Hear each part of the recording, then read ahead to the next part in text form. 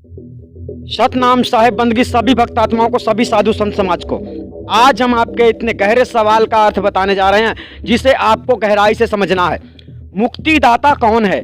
जी हाँ, मुक्तिदाता कौन है? जितने लोग मुक्ति मार्ग में घूम रहे हैं, भटक रहे हैं, दर दर की ठोकरें खा रहे हैं, उन लोगों के लिए यह वीडियो बहुत ही फेमस है। यानी आप लोगों को सही जानकारी मिल रही है। आपको हम बतला देते हैं, अगर आप भूल गए होंगे तो हम आपको बतला देना चाहते हैं कि इस संसार का नियम है कर्म प्रधान विश्व रचि राखा। इस संसार में कर्म के अधीन ही फल की प्राप्ति होती है। ठीक है, तो पहला है सदगुरु का संविधान, जिस संविधान में चलकर मनुष्य मुक्ति को प्राप्त कर सकता है। ठीक है, दूसरी बात क्या है? दूसरी बात है सार शब्द भेद एवं दूसरा भेद। जो दो भेद सदगुरु ने बताए हैं और वो भेद आपको भेदी सच्चे सतगुरु के शरण में प्राप्त होते हैं। प्रथम सार शब्द होता है और दूसरे चरण में वही भेद प्राप्त होता है जिससे आपको मुक्ति मिल जाती है। तीसरा भेद क्या है जो आपको मुक्ति दिलाने में सहयोग करता है? तीसरा है आपका मन।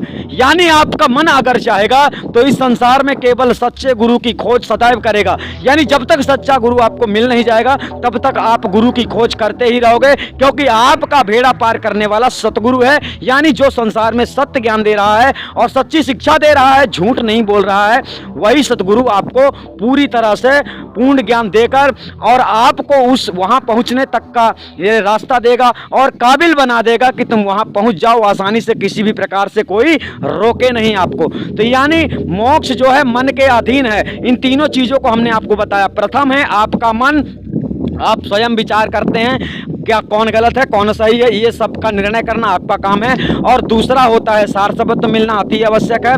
और तीसरा होता है जो हमने आपको बताया सदगुरु का संविधान।